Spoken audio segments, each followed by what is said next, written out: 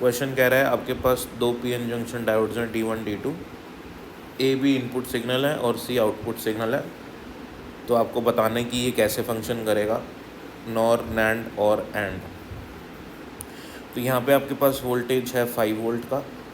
तो कॉन्सेप्ट ये है, अगर यहाँ पे करंट चला गया, इस रजिस्टर में करंट आ गया, तो इस पॉइंट पे आपके पास 5 वोल्ट नहीं आएगा, ठीक है ना। अगर इस यहाँ पे करंट आ गया तो यहाँ पे कुछ और वोल्टेज आ जाएगा 5 के अलावा, और अगर यहाँ पे कुछ और वोल्टेज रहा 5 के अलावा तो हम मानेंगे कि हमारा आउटपुट जो हो गया वो 0 हो गया।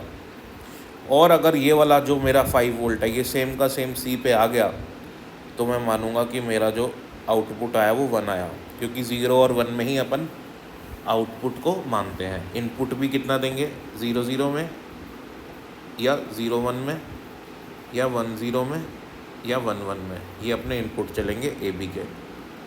आउटपुट भी हमारा किस में आएगा, सी में आएगा, वो भी 0 1 0 1 0 1 में आएगा। तो आउटपुट पे सी पे अगर मेरा 5 वोल्ट आ जाता है, ठीक है ना, तो मैं उसको 1 मानूंगा, अदरवाइज़ मैं उसको 0 मानूंगा। तो अगर रजिस्टर में करंट रहा, ध्यान से सुनो, अगर रजिस्टर में करंट रहा तो यहाँ पे किसी भी हालत में 5 वोल्ट नहीं रहेगा। बात समझ में आई।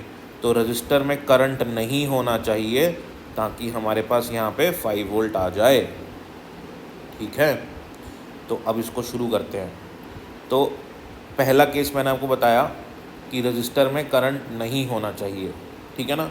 तो रजिस्टर में करंट कब नहीं होगा, अगर मैं ए पे इनपुट 1 दे दूँ, बी पे भी इनपुट 1 दे दूँ, तो मेरे दोनों के दोनों डायोड्स रिवर्स्ड बायस में कनेक्ट हो जाते हैं, क्योंकि ये NP है ये, ठीक है। अब यहाँ पे ऑलरेडी मेरे पास, अगर मैंने यहाँ पे मैंने इनपुट में 1 1 दे दिया, 1 का मतलब यहाँ पे भी 5 वोल्ट दे दिया मैंने, यहाँ पे भी 5 वोल्ट दे दिया, तो मैंने ये दोनों डायोड्स को रिवर्स्ड बायस में कनेक्ट कर दिया, क्योंकि 5 वोल्ट तो हाई वोल्टेज है, ठीक है ना। 5 वोल्ट मेरी हाई वोल्टेज है और 0 वोल्ट आए तो वो मेरी 0 है।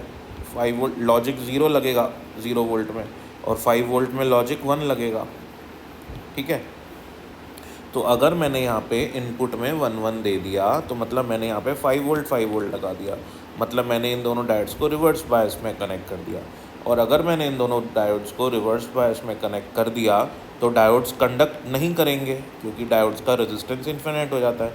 तो अगर डायोड्स ने कंडक्ट नहीं करा तो यहाँ पे मेरे पास कितना वोल्टेज आ जाएगा, जितना कि यहाँ पे है, क्योंकि यहाँ पे तो करंट ही नहीं जाएगा। तो जितना वोल्टेज इधर रहेगा सेम वोल्टेज इधर आ जाएगा और सेम वोल्टेज इधर आ जाएगा, यानी कि 5 वोल्ट आ जाएगा।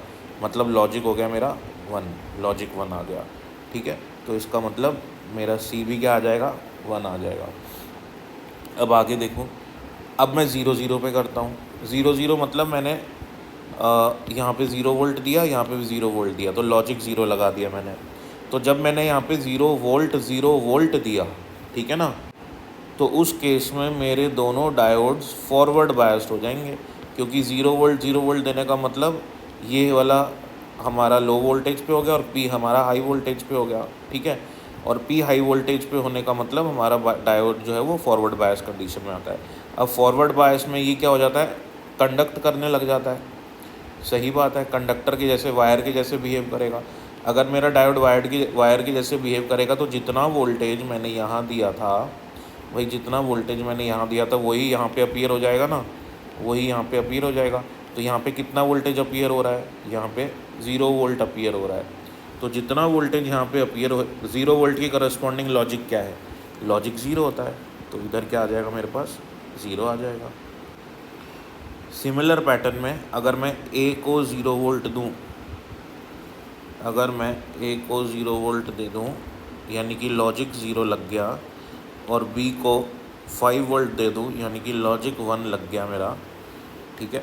तो उस कंडीशन में ये जो B वाला डायोड है मेरा, जो B वाला डायोड होगा वो क्या हो जाएगा मेरा, D1 वाला फॉरवर्ड बायस और D2 वाला रिवर्स्ड बायस। ये हो गया मेरा रिवर्स्ड बायस और ये मेरा हो गया फॉरवर्ड बायस। अब ये तो कंडक्ट ही नहीं करेगा, तो यहाँ जितनी वोल्टेज है वो यहीं रह जाएगी, लेकिन ये कंडक्ट करेगा, तो यहाँ जितनी वोल्टेज है वही यहाँ अपीयर हो जाएगी, क्योंकि यहाँ अपीयर हो रही है तो सिमिलर यहाँ अपीयर हो जाएगी।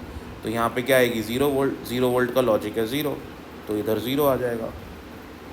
सिमिलर पैटर्न में अगर मैं 1 0 दूंगा, है ना, 1 0 दूंगा तब भी सेम चीज़ रहेगी, यहाँ पे 0 आ जाएगा। तो ये मेरा कौन सा गेट बन गया, अब ट्रुथ टेबल में नहीं बन गई 0 0 0, तो ये हमारी ट्रुथ टेबल बन गई एंड गेट की, ठीक है। और एंड गेट का जो हमारा ऑपरेशन होता है वो क्या होता है, A डॉट B, यानी कि 0 0 0 0 1 भी 0 1 0 भी 0 और 1 1 ही 1 होता है।